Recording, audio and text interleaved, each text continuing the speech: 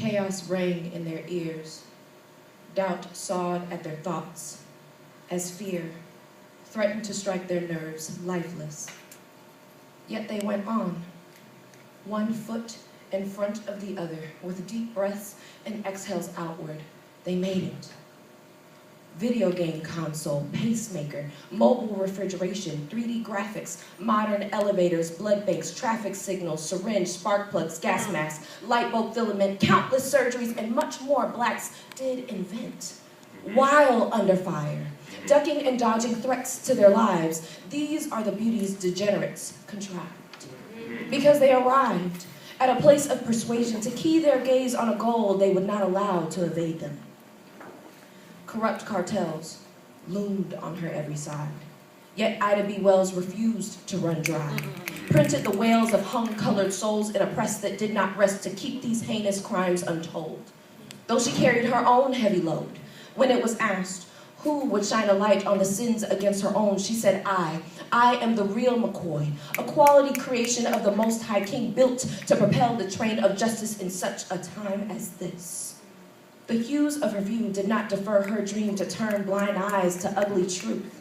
She believed in the words of Angelou, when someone shows you who they are, believe them the first time, including governments who believe they have a divine ordinance to treat colored humans like swine. It was Maya who sang the song Those Caged like Simone's Blackbird sung because Tubman threatened quivering slaves' mouths shut with a gun because of ones who rose above and left an imprint of strength for those to come. While Douglas furrowed his brow, straining to keep his mind sound, he spoke to systematic fouls despite being treated worse than an unwanted dog at the pound. He wilt not to be a Chamberlain with abandoned promise. He became acclaimed a giant in his own right, though no one cheered for Goliath.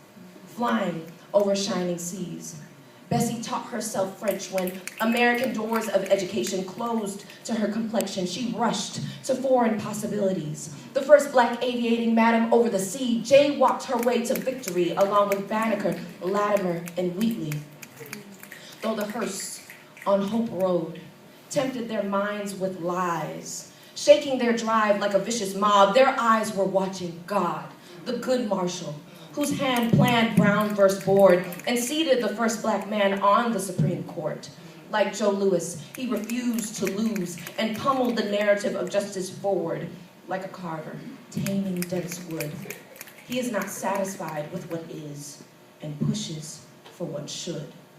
The God who doesn't mind being a buzzing, bothersome Nat Turner of events, heard their cries and wore all distress as the gore of blood seeping from his pores seductively lured his resolve to halt.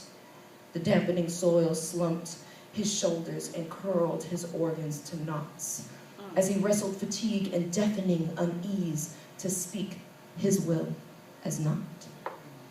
Christ, they battled defeating thoughts, just like the slithering midnight tales that declare to us we failed before we've even fought, that haunt our perseverance and is fueled by every fallen Brother Rice and Sister Bland, Trayvon and Freddie Gray, by every plan that crumbles, diagnosis that disappoints, beloved that falters, or go to rest on peaceful shores.